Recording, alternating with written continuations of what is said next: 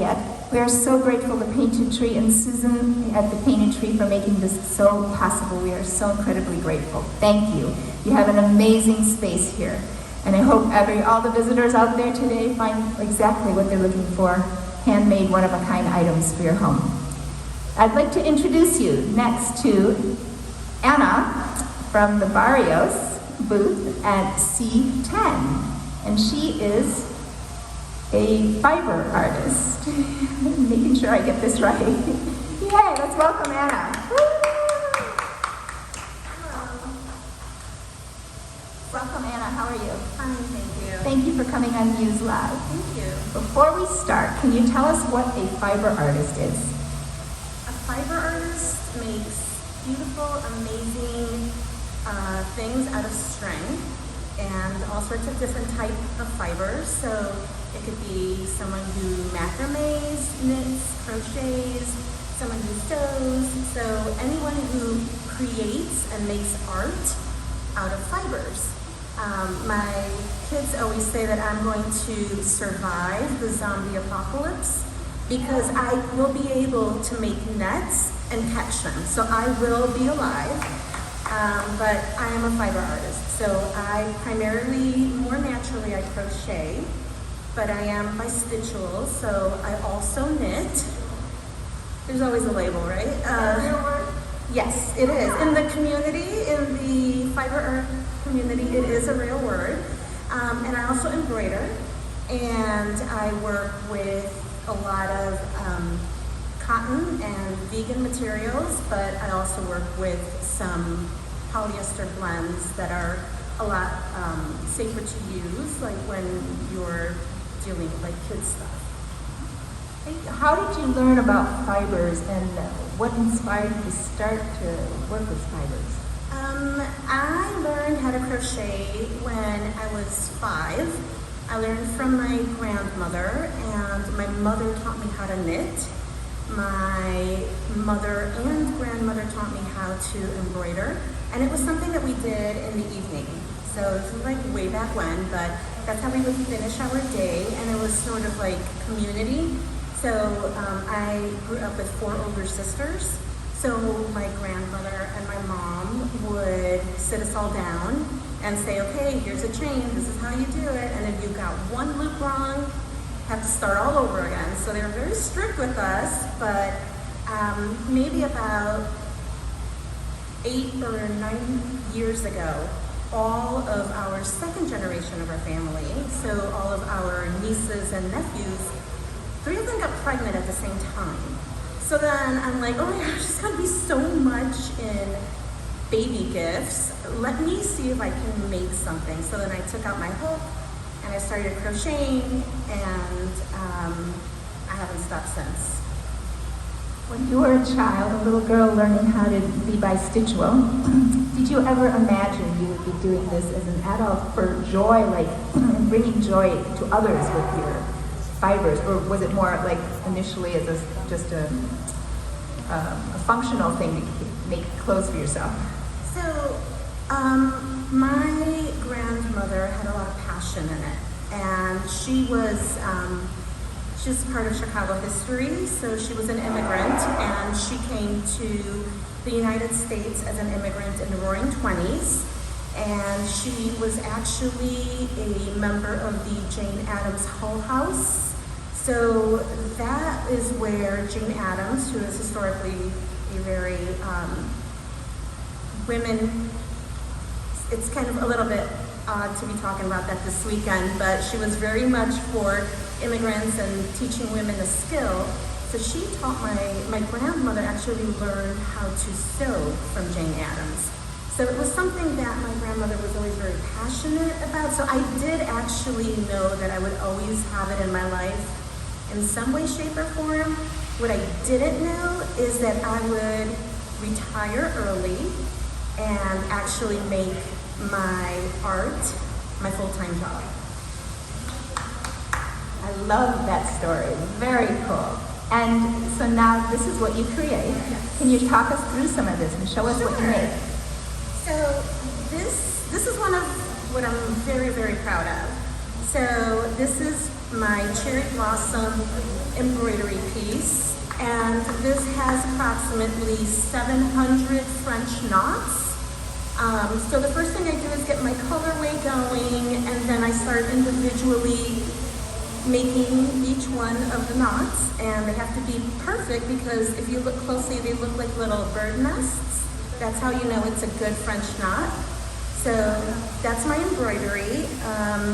One of my most popular items is a little peep. I sell these year round, and it's a little simple crochet. I started doing amigurumi, which is a Japanese form of fiber art where the stitches are a lot tighter and you don't see any of the stuffing, and it's more, it's a completely unnatural way of crocheting, but I retrained myself really quick. And then the last piece is my wearables. Thank you. It's my wearables, and these are like 100% cotton, and you know how things keep going around in the world kind of thing, and this is something that was super popular like 30 years ago. Well, it's back.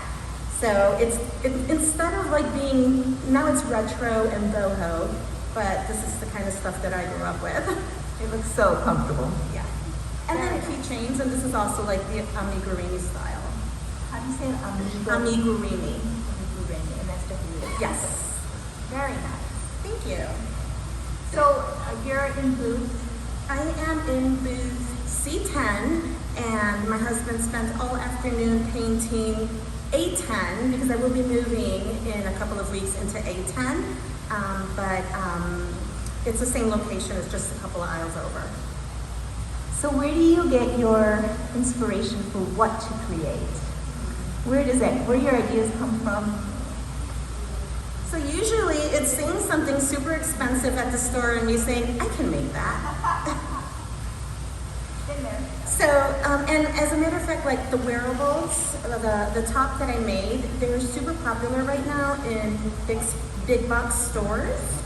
But a really important thing to say about that is that in order for them to make a profit, they need to buy it for super cheap because they're selling them cheap. And there is no machine known to man that can crochet. So a machine can knit, and you can have the knit stitches, which would then make a sweater profitable for a big box store. But if you see a crocheted item, chances are that they've paid pennies on it, and it's not very fair to artists, global artists, that really should be getting their fair trade amount. Are you open to speaking about artists and payments in fair amounts for a minute? Because that's a big thing artists struggle with, a lot of artists. When they're first, especially when they first start, they're like, oh, it's not good enough. Oh, maybe only my family likes it. But they don't give themselves enough credit to know, this is one of a kind. It took 20 hours to make this thing, and I have to pay the dentist, the doctor, the lawyer, the rent, and they're getting $2.50 an hour. How do you make one of a hand, right, can you talk about that? So it's kind of like a double-edged sword because my husband thinks I never charge enough, 100%. He's like, you are a fantastic artist, but you don't know how to make a lot of money because he adds all the time, and then he's always running around with me. We're getting whatever we need, and he's like, you need to charge more. So there is an industry standard for fiber artists where you take the amount of material that you use, you triple it, and then you give yourself an hourly salary, and that's what it ends up being. So I am of a firm believer that there is a customer for everybody out there. So if they want a $5 item, they'll go somewhere where there's $5. But the person who can appreciate your art will purchase whatever it is that you feel is your fair amount. Sometimes it's not in a specific venue, but you have many venues where you can choose. So I do have an item that I price for $50. It's a squeakoid. I have one at my store. and it's Animal Crossing Nintendo fans out there. But I priced it for $50, and I sold 9 of them on Etsy. And I actually, Annabee's World is global because I ship one to Germany, I ship one to Canada, I ship one to the UK, Argentina, and Mexico. So, you know, there is somebody who will appreciate your art and pay for it as art and not like bargain hunting or thrift shopping.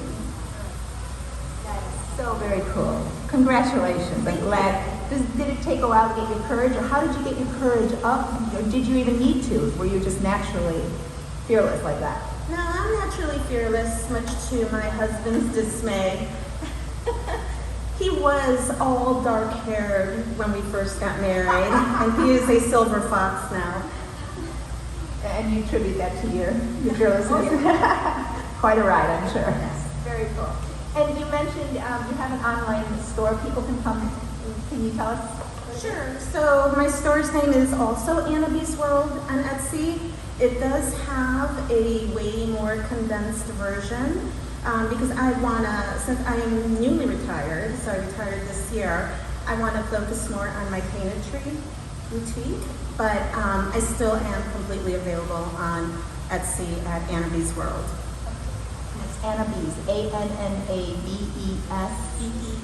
BEE, 2 E's. 2 E's, like a bumblebee. Like a bumblebee. Okay, AnnaBeesWorld.com.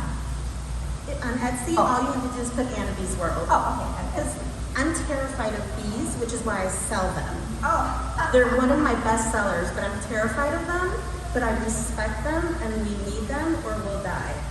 So, yeah. Very cool. So do you have any words of encouragement for anyone out there who might want to try what you do? Just to do more of what makes you happy. Thank you very much, Anna.